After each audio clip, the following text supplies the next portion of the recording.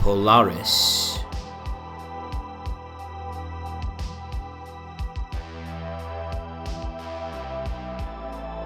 By H.P. Lovecraft.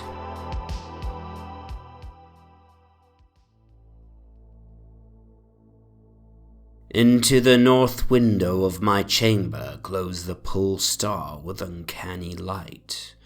All through the long hellish hours of blackness it shines there.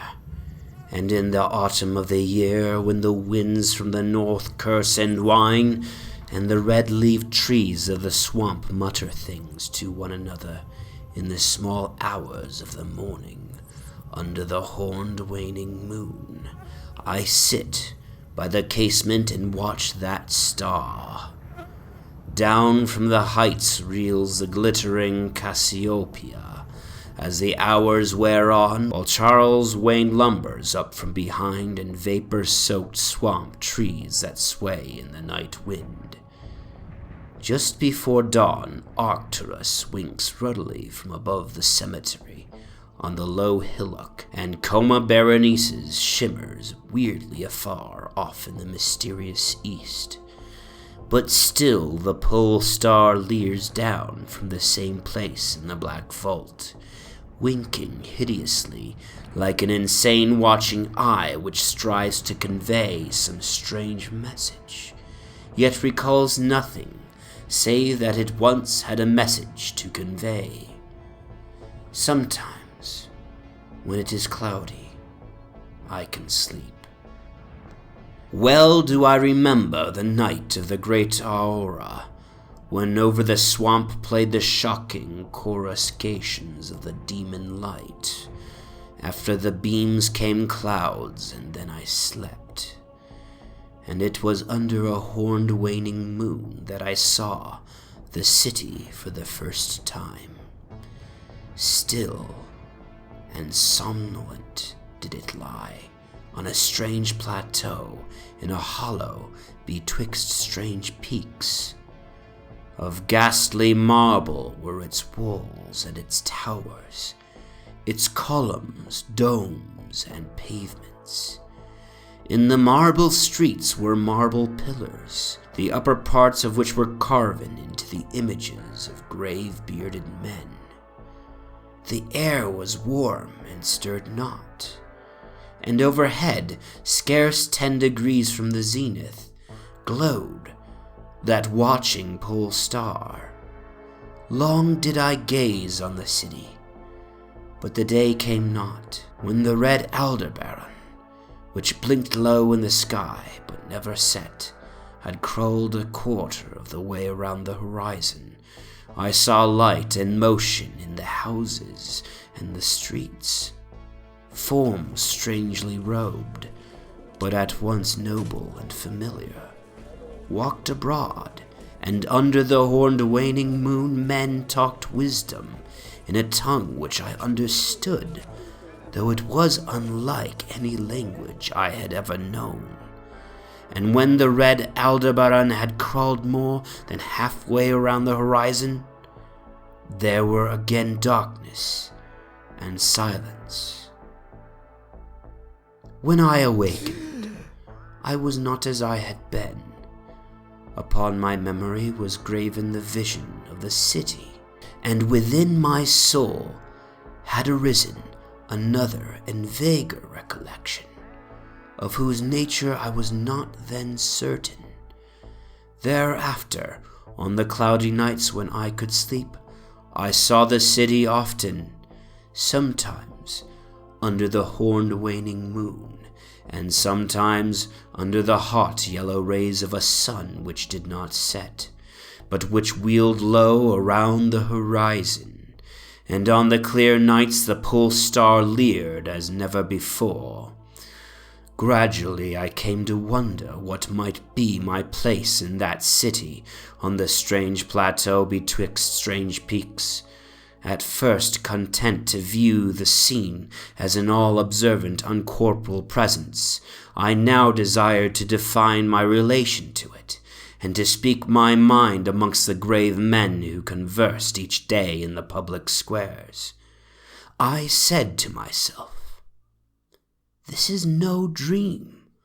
For by what means can I prove the greater reality of that other life in the house of stone and brick south of the sinister swamp, and the cemetery on the low hillock where the pole star peers into my north window each night?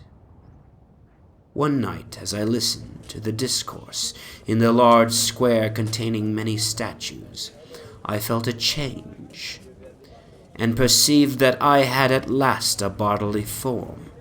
Nor was I a stranger in the streets of Olatho, which lies in the plateau of Sarkis, betwixt the peaks Noton and Codifonek.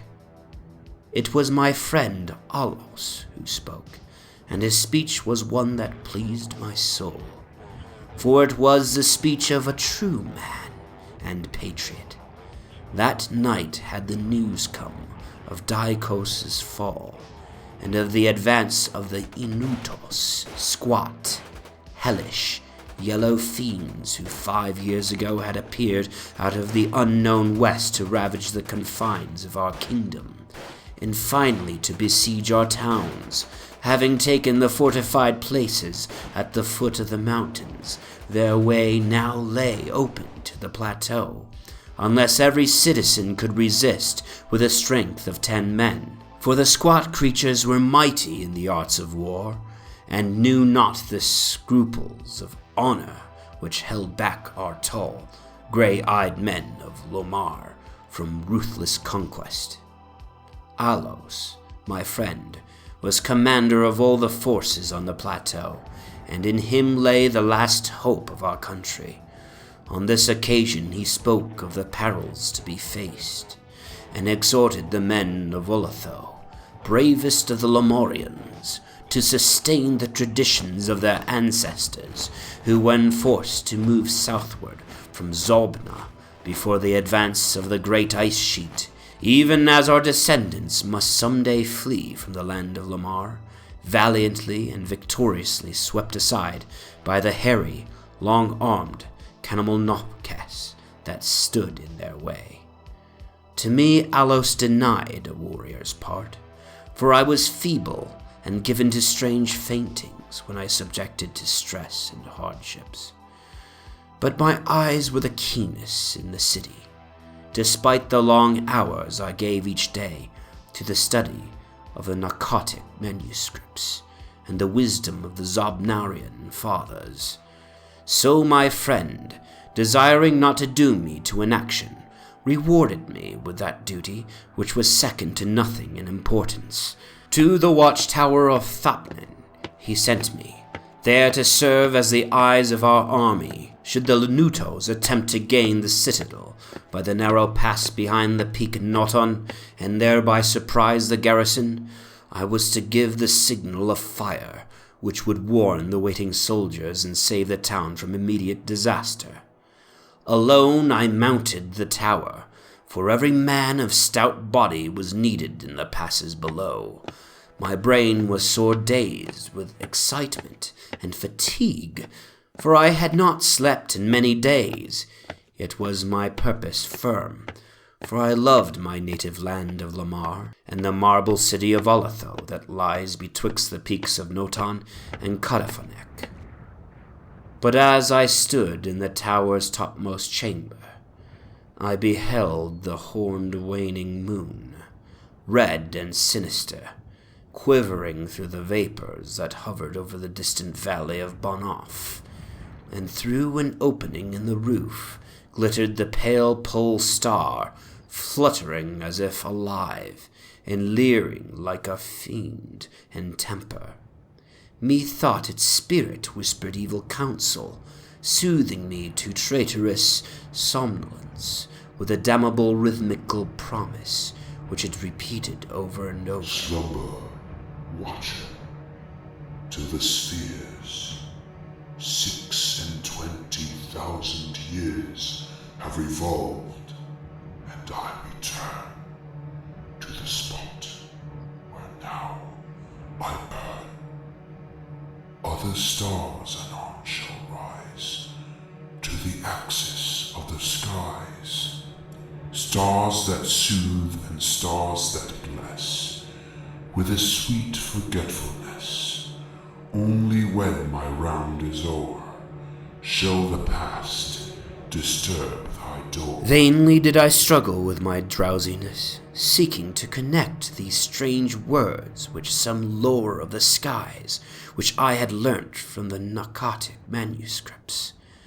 My head, heavy and reeling, drooped to my breast, and when next I looked up, it was in a dream, with the pole star grinning at me through a window from over the horrible swaying trees of a dream swamp. And I am still dreaming. In my shame and despair, I sometimes scream frantically, begging the dream creatures around me to waken me ere the Inutos steal up the pass behind the Peak Noton and take the citadel by surprise. But these creatures are demons, for they laugh at me and tell me I'm not dreaming. They mock me whilst I sleep, and whilst the squat yellow foe may be creeping silently upon us.